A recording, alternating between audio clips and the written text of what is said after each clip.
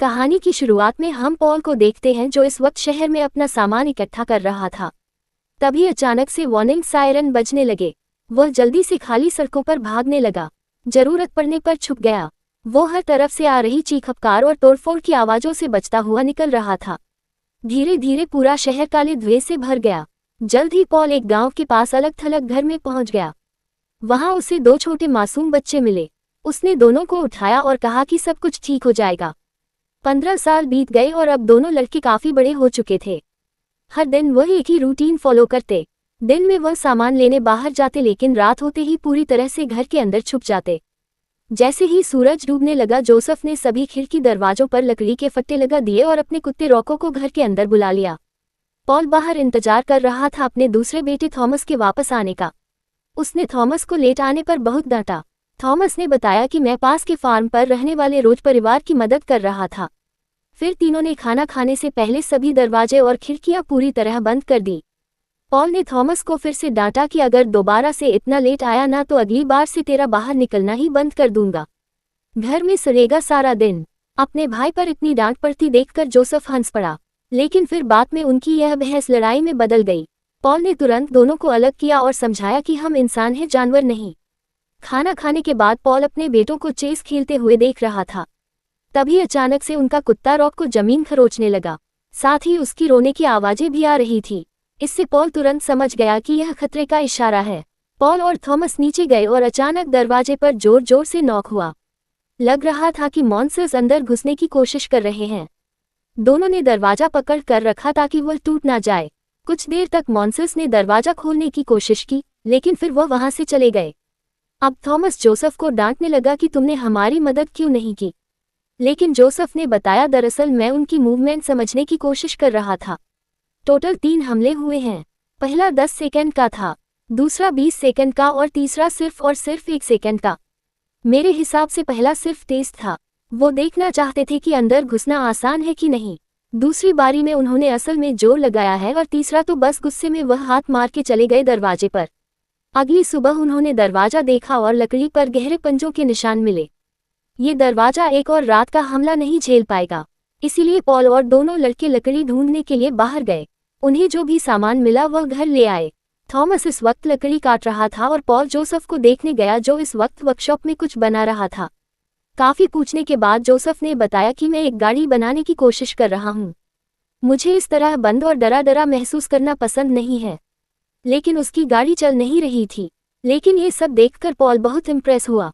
उसने गाड़ी को ध्यान से देखा और थोड़े बदलाव किए। इसके बाद गाड़ी आखिरकार स्टार्ट हो ही गई। खुशी के मारे पॉल लड़कों को ड्राइव पर ले गया और उन्हें गाड़ी चलाना सिखाया। लगभग 1 घंटे बाद वह लोग घर वापस आए। पॉल ने देखा कि खिड़कियां अभी भी काफी कमजोर हैं। इसीलिए उसने लड़कों को नदी के पास सामान लेने भेज दिया। इससे थॉमस गुस्सा हो गया क्योंकि आज पहले बात हो गई थी कि वह पड़ोसियों के फार्म पर जाएगा। लेकिन पॉल ने कहा कि यह काम ज्यादा जरूरी है।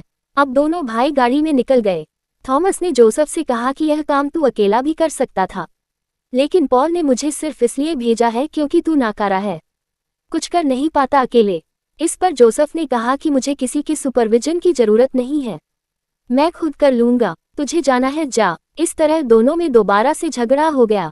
जब कार उनके पड़ोसियों के फार्म के पास से गुजरी, थॉमस उतर गया और जोसेफ से कहा कि वापस आते वक्त मुझे पिक कर लियो। घर पर पॉल ने दरवाजे को और मजबूत कर दिया और फिर वह अकेला ही झरने के पास स्मोक करने गया। तब उसने पत्थरों में एक अंधेरा और डरावना छेद सा देखा। उसी वक्त जोसेफ नदी के पास गया। उसने खुद को गाड़ी से बांध लिया और फिर एक पुरानी बोट में नीचे गया सामान ढूंढने के लिए। एक कैबिनेट के अंदर उसे एक लड़की की फोटो दिखी जिसने ज्यादा कपड़े नहीं पहने हुए थे। ये देखकर वह थोड़ी देर के लिए पूरी तरह हिल गया। बेचारे ने आज तक ढंग से लड़की नहीं देखी थी। इस हालत में देखना तो बहुत अलग बात है। फिर जब वह और चीजें ढूंढ रहा था तो एक कचरे के ढेर से छोटे छोटे कीड़े बाहर आ गए। वो उसके आसपास उड़ते हुए उसकी स्किन पर बैठने की कोशिश करने लगे। ये सब देखकर जोसेफ तुरंत वहां से भाग निकला। अपने पड़ोसियों के फार्म पर थॉमस परिवार की मदद कर रहा था, लेकिन जल्दी ही पता चला कि वहां जाने की असली वजह तो शार्लेट है जो वहां के मालिक की बेटी है। वह दोनों एक दूसरे को पसंद करते थे। जल्द ही वह फार्म के आसपास घूमने लगे। शार्लेट ने थॉमस को एक रस्सी दिखाई जो पेड़ से बंधी हुई है। उसने बताया कि बचपन में मुझे सिर्फ तब बाहर खेलने दिया जाता था जब मैं इस पेड़ से बंधी हुई होती थी। इस तरह वह एक सीमित दायरे में दौड़ सकती थी। फिर दोनों आपस में बात करने लगे कि आखिर पिछली दुनिया खत्म कैसे हुई होगी, इंसानों का राज कैसे खत्म हुआ होगा। जब थॉमस के जाने का वक्त हुआ तो शार्लेट बहुत जोर से उससे लिपट गई। लेकिन सूरज डूब रहा है तो जाना तो होगा। जब पॉल घर लौटा तो रॉको को अकेला देखकर घबरा गया क्योंकि दोनों ही लड़के वहां नहीं थे। जल्द ही जोसेफ कार के पास वापस आया। पहली बारी में गाड़ी स्टार्ट नहीं हुई लेकिन कई बार ट्राई करने के बाद चल गई। उधर थॉमस पूरी ताकत से अपने घर जाने के लिए भाग रहा था, लेकिन जल्द ही फिसल गया और जमीन की दरार में गिर गया। जब जोसेफ दोनों भाइयों के तय किए हुए पॉइंट पर पहुंचा तो उसे अपना भाई दिखा ही नहीं, जिस वजह से वह सीधा घर चला गया। घर पहुंचकर जब उसने अपने पिता को बताया कि क्या हुआ, तो पॉल ने जोसेफ से कहा कि तुम अंदर जाकर सब कुछ बंद कर लो। और अब पॉल और रोको दोनों मिलकर थॉमस को ढूंढने लगे। जल्द ही गड्ढे के अंदर थॉमस होश में आया। उसका शरीर बहुत ज्यादा घायल था। उसने लाइटर जलाया और आसपास देखना शुरू कर दिया। तभी उसने देखा कि दीवार के एक छेद से एक क्रचर अपना हाथ निकाल रहा है। वह जोर से चीखा और उसकी आवाज पॉल और रॉको ने भी सुन ली। धीरे धीरे थॉमस ने छोटा सा चाकू निकाला और उस क्रचर के हाथ पर वार किया, जिसके बाद क्रिएचर अपना हाथ वापस खींचकर वहां से चला गया। लेकिन जैसे ही थॉमस पीछे हटा, ऊपर से एक दूसरा क्रचर आया और उसका चेहरा पकड़ लिया। इससे थॉमस को सांस लेने में दिक्कत होने लगी। बेहोश होने से पहले ही पॉल आ गया। उसने क्रचर को खींचकर अलग किया और तुरंत मार दिया। ये पता करने के बाद कि थॉमस ठीक है, पॉल और रॉको को एक सुरंग मिली जो सीधा नदी के किनारे तक जा रही थी।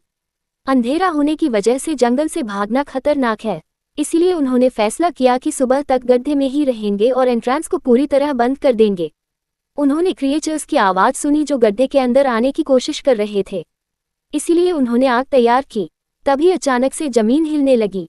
वो क्रचर्स जमीन के नीचे चल रहे थे और उन्होंने बाहर निकलने की जगह पर मिट्टी डालकर रास्ता बंद कर दिया। रॉक लगातार भौंक रहा था और जमीन का हिलना रुक नहीं रहा। पॉल ने अपने बेटे और कुत्ते को पीछे हटने को कहा और खुद आग को उस छेद में डाल दिया जो जमीन में खुल रहा है। जैसे ही वह क्रिएचर्स बाहर निकलने लगे, एक छोटा धमाका हुआ जिसमें पॉल भी बुरी तरह घायल हो गया। सुबह हुई, लेकिन जब पॉल और थॉमस वापस नहीं आए तो जोसेफ घबरा गया और गाड़ी लेकर उन्हें ढूंढने निकल पड़ा। उस वक्त थॉमस ने गिरी हुई मिट्टी हटाकर रास्ता खोला और अपने जख्मी पिता को बाहर खींचने लगा। रॉको भी बाहर आया और गाड़ी की आवाज सुनकर जोसेफ तक पहुंच गया और उसे जल्दी से अपने भाई और पिता तक ले गया। जल्द ही दोनों भाई मिले और पॉल को गाड़ी में बैठाकर घर ले गए। बड़े ध्यान से उन्होंने पॉल को बेड पर लेटा दिया। तब थॉमस ने कहा कि हमें पॉल को शार्लेट के घर ले जाना चाहिए, उनके पास जगह ज्यादा है और दवाएं भी। जोसेफ को लग रहा था कि रोज फैमिली शायद उनकी मदद नहीं करेगी, लेकिन थॉमस उसे जबरदस्ती ले गया। वो पॉल को कार में डालकर फार्म पर ले गए। वहां शार्लेट के माँ बाप ने पॉल को देखकर कहा कि हमारे पास दवाएं नहीं हैं और इनका ध्यान शायद तुम्हें अपने ही घर पर रखना चाहिए। शार्लेट ने कहा भी कि हमें इनकी मदद करनी चाहिए, आप क्या कर रहे हैं? लेकिन किसी ने उसकी बात नहीं सुनी। उसके माँ बाप ने सिर्फ इतना कहा कि अगर थॉमस चाहे तो यहाँ रुक सकता है। इस तरह उनके घर पर पॉल और जोसेफ के लिए ज्यादा चीजें बच जाएंगी। ये सुनकर जोसेफ गुस्से में चला गया। जब थॉमस पीछे पीछे उसे समझाने गया तो दोनों भाई लड़ पड़े। जोसेफ ने थॉमस से कहा कि तेरी हरकतों की वजह से आज पापा का ये हाल है, मरने वाले हैं वो, अगर चुपचाप मेरे साथ चल पड़ता कोई दिक्कत हो जाती। ये सुनकर थॉमस बहुत गुस्से में आ गया। उसने जोसेफ को जमीन पर गिरा लिया और उसकी गर्दन दबाने लगा। लेकिन जैसे ही उसे एहसास हुआ कि वह अपने भाई का दम घोट रहा है तो वह रुक गया। इसके बाद जोसेफ चुपचाप गाड़ी में बैठा और अपने बेहोश पिता के साथ चला गया और वही थॉमस फार्म पर ही रुक गया। बाद में शार्लेट ने थॉमस को बढ़िया खाना खिलाया और उसे अपनी कुछ चीजें दिखाई जो थॉमस ने पहले कभी नहीं देखी थी। दोनों ने साथ में अच्छा वक्त बिताया और फिर पास आकर एक दूसरे को चूम लिया। तभी शार्लेट के पिता वहां आ गए और उसे दूसरे कमरे में भेज दिया। घर वापस जाते वक्त जोसेफ ने देखा कि भेड़ें डर के मारे भाग रही हैं और जमीन पर मिट्टी के ढेर बने हुए हैं। इसका मतलब साफ है कि वो क्रिएचर्स जमीन के नीचे से आ रहे हैं। जब वो घर पहुंचा उसने दीवार के पास एक मिट्टी का रास्ता देखा। ये देखकर वह थोड़ा डर गया कि मॉन्स्टर्स उसके घर के नीचे भी हो सकते हैं। अपने पिता का थोड़ा ख्याल रखने के बाद जोसेफ वर्कशॉप में गया और एक नए प्लान के हिसाब से चीजें इकट्ठी करने लगा। उसने सारी खिड़कियां बंद करनी शुरू कर दी। घर के अंदर चलते हुए वह अचानक से कारपेट पर पैर रखते ही गिर गया। उस कारपेट के नीचे एक बहुत बड़ा छेद था। अब जाकर उसे समझ आया कि मॉन्स्टर्स उसके घर के अंदर पहले ही आ चुके हैं। वहीं दूसरी ओर उनके पड़ोसियों के फार्म पर शार्लेट ने थॉमस को किचन में चीजें ढूंढते हुए देखा। थॉमस अपने पिता को लेकर बहुत परेशान था, इसीलिए वह यहाँ से दवाइयाँ लेकर वापस जाना चाहता था। शार्लेट ने उसे दवाई ढूंढकर दे ही दी। थॉमस ने उसका शुक्रिया अदा करते हुए शार्लेट को कस के गले लगा लिया और कहा कि मैं वापस आऊँगा, मेरा इंतजार करना। उधर जोसेफ ने गड्ढे में बहुत सारा फर्नीचर डाल दिया ताकि थोड़ा समय मिल जाए। उसने अपने बेहोश पिता को देखा और कहा कि मैं आपको कुछ नहीं होने दूंगा। फिर वह लड़ाई के लिए पूरी तरह तैयार हो गया। तभी अचानक से मेन दरवाजा खुला, लेकिन वहां पर थॉमस और शार्लेट थे। जोसेफ ने कहा कि भाई तेरी मदद चाहिए, बहुत जरूरी काम है। अचानक से उस होल को कवर करने वाला पूरा ढेर हिलने लगा। साथ ही एक क्रिएचर चिमनी के रास्ते से उस कमरे में आ गया जहां पर पॉल था। एक और मॉन्स्टर होल से निकला। जब वह दरवाजे से गुजरा, थॉमस ने उसे पीछे से चाकू मारा। क्रिएचर ने पलटकर हमला किया, लेकिन थॉमस ने फिर से चाकू उठाया और उसके सर पर मारा। इस बार वो क्रिएचर सच में मर गया। तीसरा क्रिएचर शार्लेट के पास गया, लेकिन उसने बंदूक से हमला करके उसे गिरा दिया। वह मिलकर फ्रीजर को धक्का देने लगे। तभी अचानक पीछे का दरवाजा खुला और पॉल वहां पर पहले से खड़ा था, पूरी तरह खून से भरा हुआ। उसने चिमनी से आ रहे मॉन्स्टर को मार दिया था। पॉल ने शार्लेट की पिस्टल ली और जमीन पर कई बार फायर किए। उसने नीचे मौजूद क्रचर्स को गोली मारने की कोशिश की, लेकिन मॉन्स्टर्स बहुत ज्यादा थे और अब वह निकल कर हॉलवे में आने लगे। पॉल ने सबसे पहले आए क्रचर पर अपने बैट से जोरदार हमला किया, लेकिन तभी उसकी आवाज से पूरा झुंड ही उसकी तरफ टूट पड़ा। पर उन सबका वजन बहुत ज्यादा था।